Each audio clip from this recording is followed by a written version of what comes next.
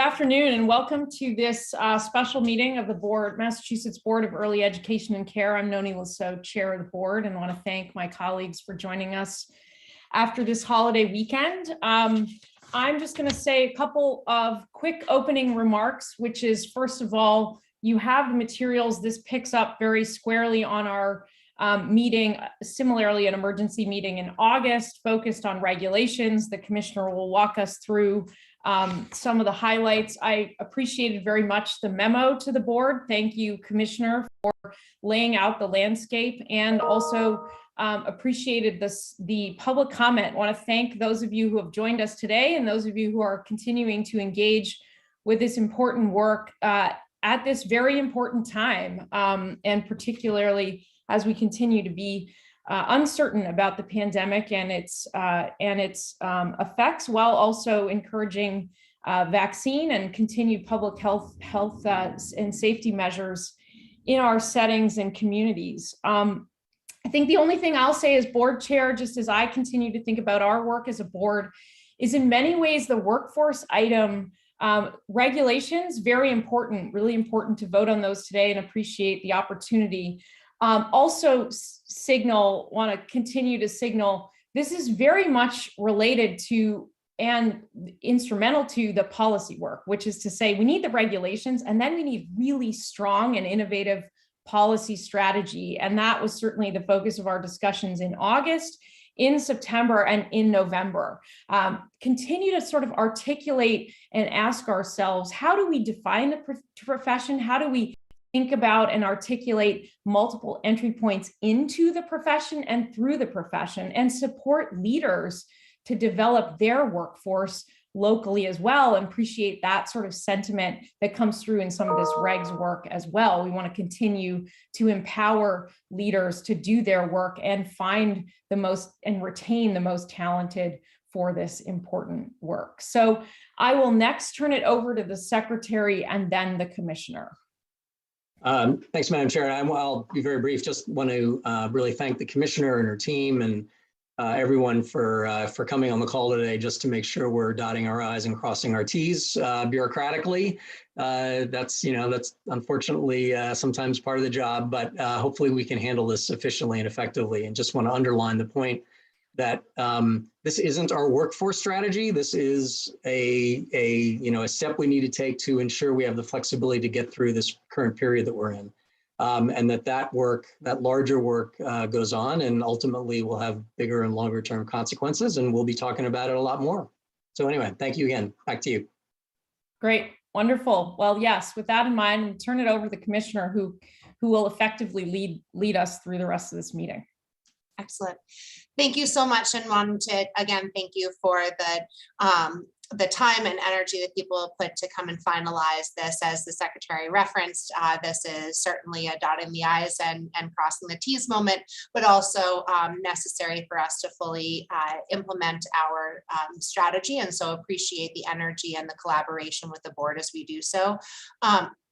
I wanted to also reference that while we talk about the workforce and certainly build on very constructive and comprehensive conversations with the board on the multi-pronged approach that we'll need to take to fully actualize a workforce strategy, I also wanted to just reference that with the continued conversation about variants and vaccinations, that EEC does continue to collaborate with all of our partners across the Commonwealth, watching vaccination rates for children 5 to 11, as well as work with our public health partners to make sure that we are adjusting any of our health and safety policies to provide as much flexibility for our programs to implement the work that they need to do, but also the parameters to make sure that we can consistently provide healthy programs and prevent transmission as we do see the evolving public health landscape emerge. So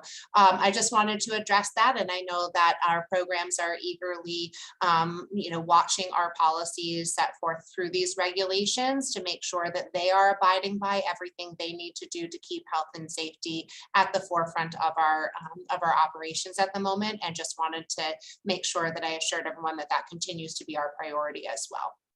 And with that, I did want to reiterate, and I think all the materials are available both publicly and for the board here, but I wanted to reiterate that the public comment that we did receive continues to, that I referenced last time and is fully outlined, does continue to reiterate the need for these regulations. While it went through September, most of the public comments, almost all of the public comments that we received were related to policy and not about the regulations themselves. We did have, as I mentioned, the memo that went out to you all that incorporated how we address these comments in our policies, and we do plan to launch our educator policies later this week after finalizing a few details on our internal operations. And so with that, I believe I'm happy to answer any questions at all that people have around that. And otherwise, happy to hand it back to you to move towards vote. Yeah, any comments, questions, responses for the commissioner or for our collective consideration? Joni, go right ahead. Thank you. I think this is really important, and I appreciate the comments about this as part of our workforce efforts, and we certainly will have a lot of work to do. I'm just wondering, and I apologize for missing the other meeting. It might have been covered, but are we, and if so, when might we revisit these recommendations, these changes, and look at the effectiveness of them? Yeah, I think, Joni, so the regulations themselves that you're voting on today allows for us to be more iterative on the policies over time and less on the policies themselves. So we will continue to report the data that we have available on the workforce on a monthly basis, and are consistently working to try to evaluate the efficacy of our strategies. I think that you will hear at the upcoming meeting in December more information that we have collected through the operational grants that gives us a better baseline of what the workforce gap is right now, and how some of the policies we intend to release later this week will hopefully help start to bridge that gap and head towards a more stabilized workforce pipeline. Our intention, as we have been working with the field, is to have this be the foundation for a longer term revision of our workforce strategy, not so much the content of the policies, or not so much the content of the requirements for an educator, but really looking at the launch of our registry as an opportunity to build the infrastructure that would facilitate that pipeline, and using the data we have now as a baseline, and then to help build policies that would help us evaluate the efficacy of that infrastructure over time. Thank you. Thank you. I'm glad that we'll continue to revisit, and I appreciate the spiral approach to it. I'm just particularly interested in how we look at not only recruiting and retaining, as the chair had said, the workforce, but specifically the health and safety issues of incoming educators into our programs. Yes, and we do. Yes, and we do intend that these would be the foundation through the particularly for incoming and recruiting those incoming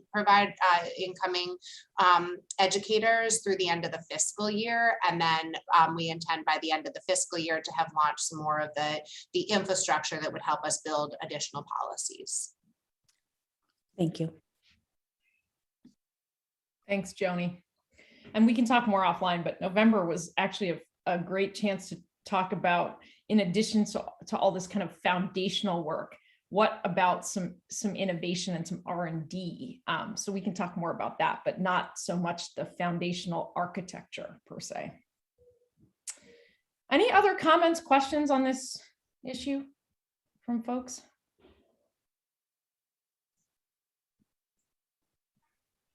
Okay. Well, with that in mind, I'm going to go ahead and call the vote.